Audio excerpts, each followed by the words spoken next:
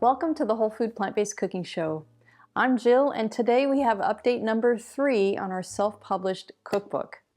So first of all, I want to remind you that the vote for the second update was Wondershine, which was my choice and a lot of yours too, obviously. So that's the text or the font that will be for the headings of each recipe, the name of each recipe. So that was the first. Next is the first draft of the manuscript is done. So that means that it's ready to go to the editor. So our cookbook will have 101 recipes for you to enjoy.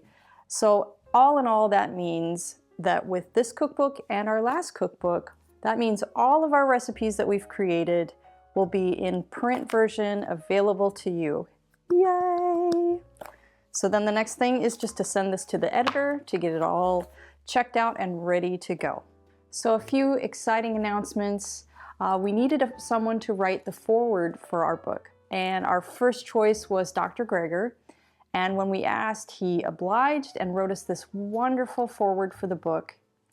We also have an amazing article by a friend of ours, Nelson Campbell, on the link between plant-based and climate change, which will also be in the book.